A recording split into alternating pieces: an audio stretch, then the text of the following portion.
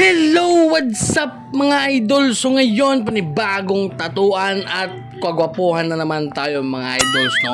So kung nakikita nyo mga idol is nag-stencil tayo dyan. So napakagandang bulaklak mga idol. So syempre request to ng ating client na si Ma'am Jen. So yun, makikita nyo mamaya may old tattoo siya mga idol. So napakatagal na tattoo niya to mga idol. So gusto niyang patakpan. So makikita niyo mamaya-maya lang mga idol. So napakatagal ko mag-stencil dito. So basta hintay-hintay lang kayo diyan ha. Kasi bakit ba na hindi yan yung ating client. Ano yan? Visitors natin yan. Kamag-anak natin yan, no. So yun.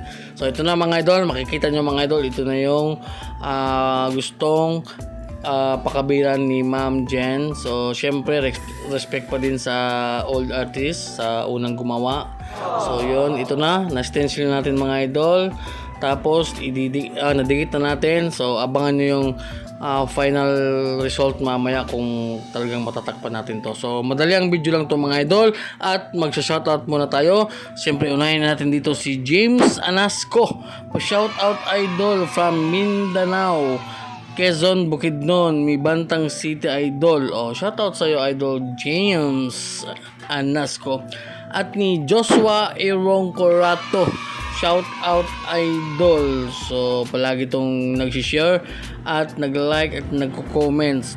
So shoutout sa iyo idol Joshua Erong Corato. So yun lang muna yung ating i-shoutout kasi napaka-ikli lang talaga ng ating video ngayon. Kaya yun lang yung ating na-shoutout, diba?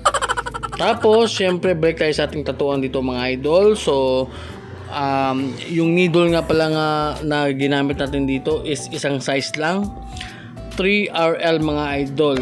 So, tapos yung voltage natin dyan is nasa 5.0 lang mga idol, you know. So, ito na yung final result mga idol. So, yung ginawa nating colored mga idol, no. So nilagyan natin ng konting red para mas maganda siya kasi nga cover up mga idol. So yun, no, napaka-astig mga idol. Talagang nawala na yung nawala na yung old tattoo niya. So talagang na-satisfied si Ma'am Jen. So yun mga idol, maraming salamat and God bless sa lahat. And yan lang muna ating video ngayon. So happy Thursday.